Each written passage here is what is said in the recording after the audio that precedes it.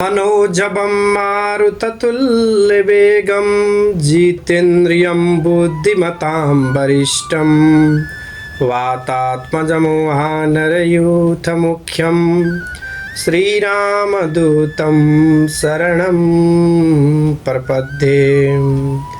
ॐ आञ्जनेयाय विद्महे वायुपुत्राय धीमहि तन्नो हनुमत प्रचोदयात्। अतुलितबलधामं हेमशैलाभदेहं दनुजवनकृशानुं ज्ञानिनामग्रगण्यं सकलगुणनिधानं वानराणामधीशं रघुपतिप्रियभक्तं वातजातं नमामि। जय बोलो श्री हरि वासुदेव भगवान को जय हो। सीतारामचंद्र भगवान को जय हो। पवन पुत्र हनुमान को जय हो। परमादरणीय श्रद्धालु भक्तजनहरू, आजको अमृतमय दिव्य कथामा हनुमान जन्मको कथा हामीले श्रवण गर्नेछौँ, जो परम पावन कथा रहेको छन्। यो हनुमानको दिव्य, जो अनन्त कोटि फल दिने, सारा सङ्कटलाई हट्ने, सारा दुःख कष्ट बाधा भय त्रास सबै चिजलाई यसले हटाइदिने कार्य गर्दछ। एकदमै महाशक्तिशाली, पुण्यमा वृद्धि गर्ने, सुख सौभाग्यमा वृद्धि गर्ने यो दिव्य हनुमानजीको महाशक्तिशाली कथा हामीले श्रवण गर्नेछौँ, जो अमृतमय कथा। त आजको कथा प्रसङ्गमा हनुमान जयन्ती विशेष यो कथा रहनेछ। यहाँहरूले श्रवण गर्नुहोला एकचित्त रहिकन। हृदयमा उनै प्रवरमा परमात्मा सीतारामचन्द्र भगवान को ध्यान चिंतन गर्दै, पवन पुत्र हनुमान जी को ध्यान चिंतन गर्दै कथालाई श्रवण गर्नुहोला। ओम श्री गणेशाय नमः, श्री सरस्वत्यै नमः, श्री मंगलमूर्तये नमः, श्री सद्गुरु चरणकमलेभ्यो नमः। जय बोलो पवन पुत्र हनुमान को जय हो। साथ आज चैत्र शुक्ल पूर्णिमा को दिन, जो हनुमान जी को प्राकट्य भएको दिनका रूपमा लिइन्छ, हनुमान जयन्ती उत्सव मनाइन्छ। त चैत्र शुक्ल पूर्णिमा को दिन मा सेवा धर्म का साक्षात प्रतिमूर्ति रूप श्री हनुमान जी को जन्मदिन मनाइन्छ। हनुमान भगवान श्री राम का सबैभन्दा प्रिय सेवक बन्धु थिए। हनुमान जी को आमा को नाम अर्थात माता को नाम अंजना र पिता को नाम केसरी थियो। केही मानिसहरू यिनलाई बानर नै ठान्दछन्, तर वास्तवमा उनी भगवान साम्ब सदाशिवजी अर्थात शंकर का अवतार हुनुहुन्छ। जय बोलो साम्ब सदाशिव को जय होस्। पवन पुत्र हनुमान को जय होस्। भगवान राम को निकटता र उनको सेवा को पूर्व अवसर प्राप्त होस्, त्यसैले भगवान शंकर हनुमान जी को रूपमा अवतार लिएर श्री राम को चरणमा बसिरहे उनको जन्मभरि सेवा गरिरहे। हनुमान को जन्म को बारेमा यो कथा पनि छ कि राजा दशरथ पुत्रहीन भएकोले पुत्र उत्पत्तिको लागि जहाँ एउटा यज्ञ गर्नुभएको थियो, त्यस यज्ञबाट यिनलाई 3वटा पिण्डहरू प्राप्ति भयो। सो आफ्नो रानीहरूलाई खान दिँदा भए ती राजाले, तर एउटी रानीले यसलाई वास्ता नगरिकन यस्तो ठाउँमा राखिदिइन् जसलाई उडिरहेको चिलले देख्यो र लिएर गयो र खसाल्यो। जहाँ खसालेको थियो त्यस ठाउँमा त्यहाँ माता अंजना बसेकी थिइन्। अंजनाले यसलाई खाइन् र यसको प्रभावबाट हनुमानजीको जन्म हुन गयो। हनुमानजीको जीवनको यही लक्ष्य थियो कि उनी श्रीरामको सेवा गरिकन बस्न पाऊँ। अनन्य भक्ति र सेवा भावनाले गर्दा नै वैदिक सनातन धर्म मान्ने हिन्दू जनबाट जीवनमा उनको निकै सम्मान गरिन्छ। भगवान श्रीरामको हरेक भक्त उनको पूजा गर्दछन्। रामको महान र महिमामय आचरणसँग हनुमानको नाम पनि श्रद्धापूर्वक लिइन्छ। यिनलाई महावीर पनि भनिन्छ। यिनी महाबली र पुरुषार्थी थिए। श्री रामका पवित्र महिमामय चरित्र जस्तै हनुमान पनि अत्यन्त पावन र अत्यन्त सर्वश्रेष्ठ माथिल्लो स्तरमा छन्। यिनको वीरताको थरीथरीका कथा प्रसिद्ध छन्। जब सीताजीसँग अशोक वाटिकामा भेटे तब उनलाई निकै भोक लागिरहेको थियो। उनले माता जानकीसँग आज्ञा लिएर त्यहाँ फलेका फलहरू खान थाले। खेलखेलमा कति वृक्ष पनि भाँचिदिए। रावणका राक्षस रूपी सेनाहरूले उनलाई समातेर दरबारमा पेश गरे। तब सबैले उनको पुच्छरमा आगो लगाइकन अर्थात् आगो लगाइदिन भनेर उनको पुच्छरमा आगो लगाइयो। तब हनुमान अलिकति पनि विचलित भएनन्। उनले श्रीरामको नाम उच्चारण गर्दै समस्त लङ्कामा आगो लगाइकन रामको चरणमा पुगे। सम्पूर्ण रामायण यिनकै पराक्रमको घटनाले भरिएको छ। राम र रावणको युद्धमा लक्ष्मणलाई बाण लागेर मूर्छा भए। तब उनको उपचारको लागि जुन बुटी आवश्यक थियो त्यो त्यहाँबाट धेरै टाढा अर्थात् द्रोणाचल नाम गरेको पर्वतमा मात्र पाइन्थ्यो। समय पनि कम थियो। सूर्योदयभन्दा पूर्व नै त्यो औषधि भेटिनु पर्दथ्यो। तब हनुमान पवन वेगबाट उडे तथा सूर्योदयभन्दा पूर्व नै द्रोणाचल नाम गरेको पर्वतबाट त्यो औषधि लिएर आएर लक्ष्मणको प्राण बचाए। यिनको राम भक्तिको कथा पनि मार्मिक छ। लङ्काका राजा रावणको मृत्यु र श्री जानकीको उद्धार गरेपछि बडा दिव्यताको साथमा श्रीराम अयोध्या फर्किनुभयो। तब अयोध्यामा राज्याभिषेक गरियो। यस महान अवसरमा महारानी सीताले उपहार स्वरूपमा आफ्नो अमूल्य मणिको आभूषण हनुमानजीलाई दिइन्। हनुमानजीले श्रद्धापूर्वक त्यस मालालाई स्वीकार गरे। त्यसलाई ओर्काई अर्थात् उल्टाई पल्टाई गरिकन यताउता फर्काइकन आँखाले हेर्दै अर्थात् फर्काइकन गरेर हेर्न थाले। फेरि मणिको एउटा गेडालाई आफ्नो दाँतले भाँचेर हेर्न थाले। लक्ष्मण टाढाबाट हनुमानजीको यस्तो प्रकारको क्रियाकलापलाई हेरिरहेका थिए। उनलाई यो कुरा राम्रो लागेन। मणिको मालाको यो हाल देखेर उनले विचार गरे कि यस बानरलाई मणिको मूल्यको बारेमा के थाहा छ र। अलि रिसाएर सोधे, हे हनुमान, मणिलाई यस्तो प्रकारले किन भाँचिरहेको छौ, किन टुटाइराखेको? हनुमानजीले लक्ष्मणको विचार बुझेर निसङ्कोच पूर्वक भने, मैले सुनेको छु कि भगवान श्रीराम सबैमा हुनुहुन्छ, त्यसैले हेरेको कि यस चम्किलो धातुमा कुन चाहिँ कुनामा मेरो प्रभु विराजमान भइबक्सिन्छ। लक्ष्मणले यस्तो प्रकारको यो उत्तर सुनेर अलि उत्तेजित भएर भने, तब के राम तिम्रो मुटुमा पनि लुकेर बसेका छन् त?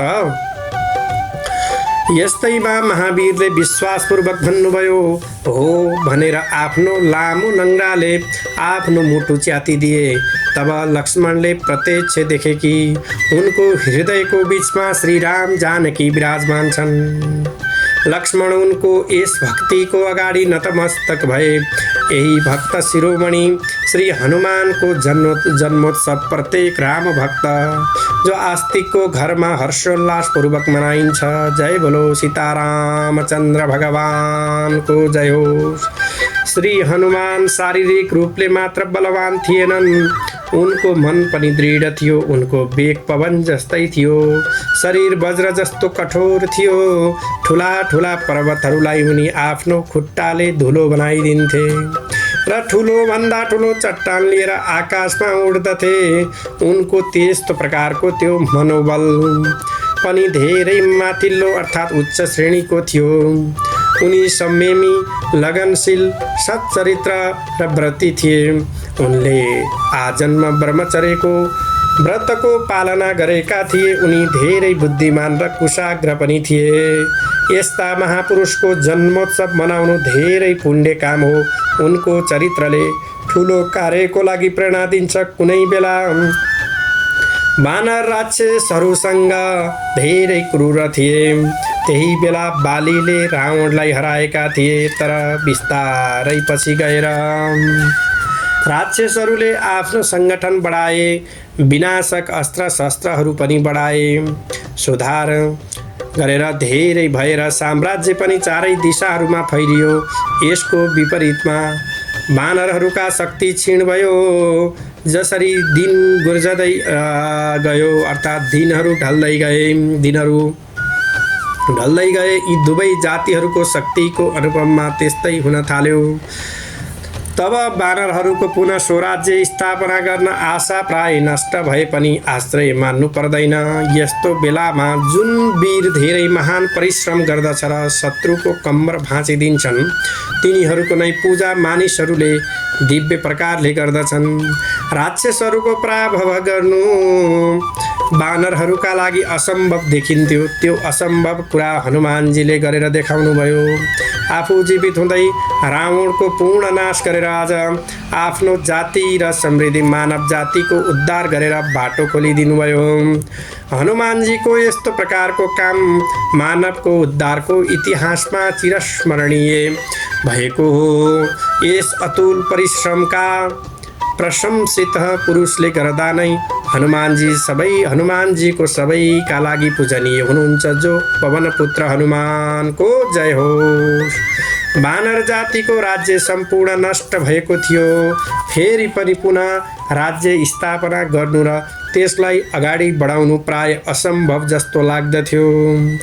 यस्तो स्थितिमा नवजीवनबाट उदय भएका उनै प्रभु परमात्मा हनुमान अर्थात् हनुमान आदि वीर नयाँ आशमा प्रफुल्लित भएका थिए तापनि के निशस्त्र वानर वीरहरूबाट स्वराज्यको रचना हुन कठिन काम थियो र अस्त्र शस्त्रहरूबाट अतीत प्रबल बनेका रावणको नाश अर्थात् नाश गर्ने शस्त्र वानर कसरी गर्दथे। इन्द्रलाई पनि जर्जर राख्ने खालका इन्द्रजितको त्यो दिव्य र आसुरी अस्त्र शस्त्रहरूको सम्मुख निशस्त्र वानर प्रजा कसरी टिक्न सक्दथे। यस्ता विकट प्रश्नहरू जो वानर जातिको मुख्यले जो अग्रणी अर्थात् नेताहरूको अगाडि उपस्थित भए। यस्ता स्थितिमा उनीहरूलाई बडा दिव्यताको साथमा कसैको सहायताको आवश्यकता थियो। वानर वीर जुन बेला ठुलो चिन्तामा थिए कि कस्तो खालको सहयोग उनीहरूलाई कसरी प्राप्त हुन्छ। यस्तो खालको त्यस कठिन परिस्थितिमा हनुमानजीको श्रीरामचन्द्रजीसँग भेट भयो। हामीहरूलाई इतिहासमा धेरै पल्ट देख्दछौँ कि प्रबल चाहना जब मनबाट प्रकट हुन्छ तब दैवी प्रेरणाबाट अकल्पित रीतिबाट बाहिरी अर्थात् सहायता प्राप्त हुन्छ। यस्तैमा वानर जातिहरूको लागि पनि यो कुरो अर्थात् भएको हो कि साँच्चै भन्ने हो भने अयोध्याको राजपुत्र किष्किन्धाको पदभ्रष्ट दिवान अर्थात् यी दुवैको कुनै सम्बन्ध थिएन। तर आर्यको स्वतन्त्र युद्धमा यी दुवैको मेलबाट नै काम हुन लागेको थियो। यी दुवैमा सन्धि भयो र दुवै जातिहरू मिलेर रावणको साम्राज्यलाई उथल पुथल पारिदिएर देवताहरूलाई राक्षसको कैदबाट छुटाए।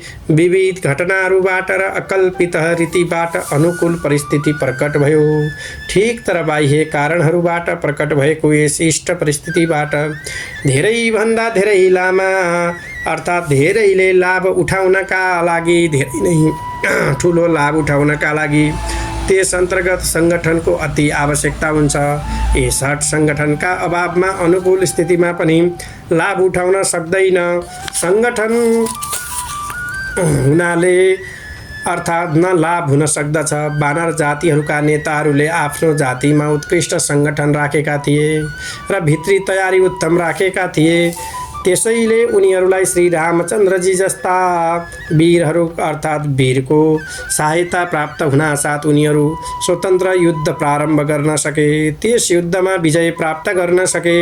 यदि उनीहरूमा यति बेला आपसी झगडाको कुनै अर्थ थिएन तापनि भित्री सङ्गठन बलवान भने थिएन, अर्थात् थिएन भने उनीहरू यस बाहिरी सहायता प्राप्त भए तापनि केही गर्न सक्दैनन्। यसबाट यो उपदेश पाइन्छ कि जुन मानिस स्वराज्य स्थापनाको चाहन्छ अर्थात् चाहना राख्दछन् उनीहरू भित्री सङ्गठन उत्तम गरून् र यो आशा छोड्नु कि शत्रुहरूबाट सहयोग गरेर आफ्नो उन्नति हुन्छ। वानर जातिहरूलाई पूर्ण रूपमा ज्ञात भइसकेको छ कि आफ्नै सहयोगबाट राक्षसहरूको राज्य स्थापित भयो र त्यही सहयोगबाट त्यो राज्य टिक्न सक्यो। त्यसैले उनीहरू राक्षसहरूका मायाजालमा फसेर उनीहरूले राक्षसहरूसँगै असहयोग गरे, आफ्नो सङ्गठन बढाए र उत्सुकतासँग बाटो हेरेर बस्न थाले कि अनुकूल सहायता कहिले प्राप्त हुन्छ र कहिले हामीहरू स्वराज्य प्राप्त गर्दछौँ। त्यसैले बाहिरी सहयोग प्राप्त हुनासाथ उनीहरू श्री रामचन्द्रजीको झन्डामुनि एकत्रित भएर सो पराक्रमबाट शत्रुलाई नष्ट गर्नका लागि समर्थ भए। श्री रामचन्द्र जुन आर्य राष्ट्रको राजकुमार हुनुहुन्थ्यो त्यस राष्ट्रको एउटा पनि राजा वा अन्य राष्ट्रका धेरै राजाहरूको एउटासँग पनि राक्षसहरूको विरोधमा लड्न तयार थिएनन्। धेरै जसो यही चिन्तामा लागिरहन्थे कि आजको दिन सुखसँग कसरी बिताउन सकिन्छ। आर्यव्रतको आर्य क्षेत्रीयको मन जहाँ स्थिति भए अर्थात् यस्तो भइसकेको थियो कि आफ्नो स्वतन्त्रता जति मर्यादित भए पनि राक्षसहरूले जति कष्ट दिए पनि र जति अपमान वा अत्याचार गरोस् त्यो सबै सहनु र राक्षसहरूसँग विरोधको व्यवहार गरे। उनीहरूको कुरा मिलाउनमा जे जति सुख प्राप्त हुन्छ त्यतिमा नै खुसी हुनु। त्यसैले यो महत्त्वाकांक्षा कसैले पनि मनमा प्रकट भएको थिएन कि सबै आर्यहरू मिलेर एउटा संयुक्त आर्य राष्ट्र छ र त्यो राक्षसहरूबाट मुक्त गर्नु जरुरी छ। श्री रामचन्द्रजीको हृदयमा सबैभन्दा पहिला यो चाहना प्रकट भयो। विद्याभ्यास समाप्त हुनासाथमा उहाँले यात्रा गर्नुभयो र राक्षसहरूको अत्याचार आफ्ना आँखाले देख्नुभयो। तब उहाँ धेरै दुखी हुनुभयो, पूर्ण दैववादी हुनुभयो। अगाडि गएर जब विश्वामित्र नामका ऋषि श्री रामचन्द्रलाई लिएर आए तब वशिष्ठजीले श्री रामचन्द्रजीलाई वेदान्तको अर्थात् पुरुषार्थमाथि ज्ञानको उपदेश दिए। त्यसको सारांश यस्तो छ। उद्धम साहसं धैर्य बलं बुद्धिः पराक्रमः षडिमे यस्यः तिष्ठन्ति स सर्व प्राप्नुयात् पुमान्। जहाँ योग वासिष्ठीको अनुसारमा अर्थात् उद्योग, साहस, धैर्य, बल, बुद्धि र पराक्रम यी 6वटा गुणहरू जसमा हुन्छन् उसले सबै कुराहरूलाई प्राप्ति गर्न सक्दछन्। वशिष्ठको उपदेशको लागि यो कुरा थियो कि आज जुन राक्षस चारैतिर अनगिन्ती अत्याचार गरिरहेका छन् त्यसको कारण यो हो कि आर्य कुमारहरूमा यो गुण बढ्यो भने सम्पूर्ण राक्षसहरूको आतंक रोकिन्छ। यस उपदेशलाई सुनेर श्री रामचन्द्रलाई आत्मविश्वास पैदा भयो र धनुष बाण हातमा भयो र ऋषिहरूको राष्ट्रिय विचारहरूबाट उत्साहित भएर विश्वामित्रबाट धेरै राम्रो भन्दा राम्रो विद्या सिकेर उनले भारतवर्षका शत्रुहरूलाई पूर्ण नष्ट गरिदिए अर्थात् दिनुभयो। सारांश यो छ कि श्री रामचन्द्रजीको मनमा पनि राक्षसहरूप्रति विरल अर्थात् पारेनन् विचार प्रबल थिए। यस नवयुवकलाई त्यो बेलाको आर्य क्षेत्रीयहरूबाट अलिकति पनि सहयोगको आश थिएन, तर उनीहरूको हृदयमा कति पनि उत्साह थिएन र धैर्य जसोमा परतन्त्रको स्थितिमा आफ्नो राज्यको मरेको सुख अनुभव गर्न छोडेर श्री रामचन्द्रजी आफ्नो विचारको नवयुवक खोज्ने विचारबाट दक्षिणमा आउनुभयो। दक्षिणमा ऋषिहरूले पहिला नै भूमि तयार गरेर राखेका थिए। वानर जातिका कुमार ब्रह्मचर्यबाट बसेरै र बलवृद्ध गरेर जाति हित र देशहित गर्नका लागि नेताको बाटो उत्सुकताका साथमा हिँडिरहेका थिए।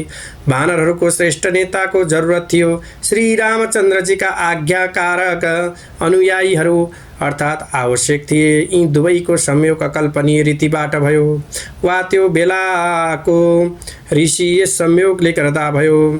अर्थात् नेता र अनुयायी एउटै विचारबाट भरिएका थिए, त्यसैले उनीहरूलाई यस प्राप्त हुन बेर लागेन। नेता बलवान छ, तर जब उसको योग्य अनुयायी हुँदैनन् वा जब अनुयायी रहन्छन् तर उनीहरूको शक्ति क्षीण हुँदै जान्छ। तर एउटै कामको अर्थात् लागि छटपटाउने नेता र अनुयायी जब मिल्दछन् तब उनीहरूको कामको तेज चम्किन थाल्दछ। यसरी स्वाभिमान वानर वीर श्रेष्ठ नेता श्री रामचन्द्रजीका मित्रता हुनासाथ उनीहरूको यसको सूर्य चम्कन थाल्यो। मानिसहरू ठान्दछन् कि एक्लै हनुमान नै रामभक्त हुन्, तर वास्तविकतामा हरेक वानर आफ्नो शक्ति अनुसार हनुमान नै थिए। शक्तिमा चाहे फरक होस्, तर निष्ठामा अन्तर थिएन।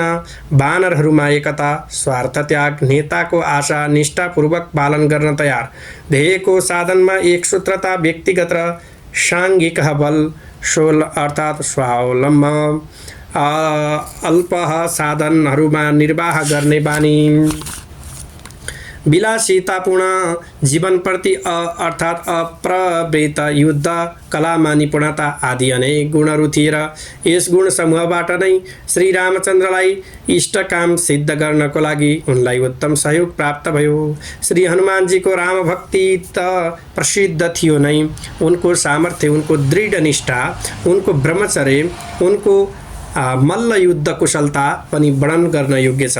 यो बाहेक उनको निर्णय वृत्ति, आत्मविश्वास, जुनसुकै काम गर्नका लागि उनको तयारी, अनुयायीहरूबाट काम गराउने चाहना, अति गाह्रो प्रसङ्ग आउनाले पनि अर्थात् स्थिर रहेर ठुलो धैर्य देखाउने सामर्थ्यले पनि एकदमै गर्वहीनबाट शान्त रहने प्रवृत्ति, कतै गाह्रो काम किन नहोस्, जस्तोसुकै गाह्रो काम भए पनि त्यसलाई आत्मविश्वास पुरा गर्नका लागि कठोर परिश्रम गर्नका लागि तयारी, धेरै गुणहरू जहाँ हनुमानजीमा थिए।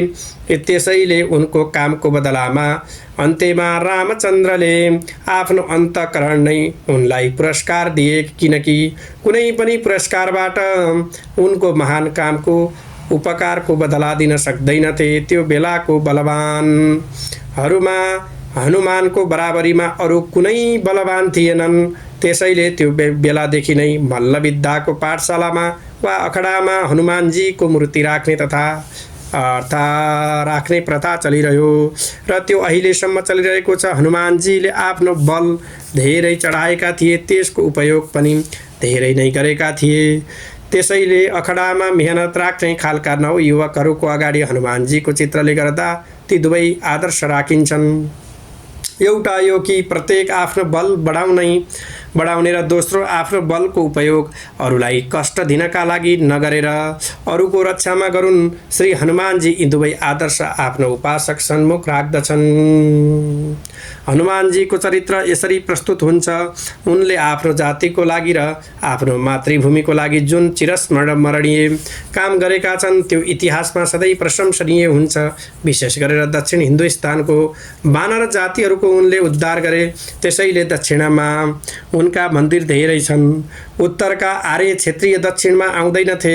उनीहरू ठान्दथे कि दक्षिण द्वीपका राक्षस ती राक्षसहरूलाई जित्नु मानिसहरूका लागि असम्भव अर्थात् सम्भव छ र शस्त्रमा साम्राज्यको जग वानर जस्ता निशस्त्र मानिसहरूबाट सशस्त्र बाट पनि अर्थात् उखेल्न गर्न सकिन्छ। यी कुरा श्री रामचन्द्रले आफ्नै गरेर देखाउनुभयो, आफैले गरेर देखाउनुभयो। आर्यको विजयका लागि दक्षिण दिशाको बाटोहरू खुलेका छन्। यसै विजयले गर्दा रामचन्द्रजीको पूजा सबै ठाउँमा हुन थाल्यो। श्री रामचन्द्र र हनुमानको ध्यानको यो जरा हो। यी दुवैको चरित्र स्पष्ट देखाउँछ कि असम्भव कुरा पनि कोशिशले गर्दा कसरी सम्भव हुन सक्दछ। उनको चरित्रबाट कमजोरी, हृदयमा प्रचण्ड आत्मविश्वास प्रकट हुन्छ। तब संसारलाई जित्ने आर्यका वंशहरूलाई ती चरित्र पुनः विजयको मार्ग निसन्देह देखाउँदछन्। यसरीकन हनुमानजीको जीवन चरित्र धेरै बोधित छ। त्यसैले हनुमानजीको उत्सव मात्र वार्षिक उत्सव नमानेर उनको जीवनबाट जति धेरै लाभ ज्ञानबाट लिन सक्दछन् लेउन् र उनको जीवनको आदर्श सधैँ आफू सम्मुख राखेर पटक पटक मनन गरेर उनको गुणबाट जति धेरै गुणहरू उठाउन सकिन्छ उठाउनु र आफ्नो निजी जीवनमा जति उनको जीवन दिशामा लान सकिन्छ लानुपर्दछ अनि मात्र उनको उत्सवबाट अपेक्षित परिणाम हुन सक्दछ। जय बोलो पवनपुत्र हनुमानको जय होस्, पञ्चमुखी हनुमानको जय होस्, सीता रामचन्द्र भगवानको जय होस्।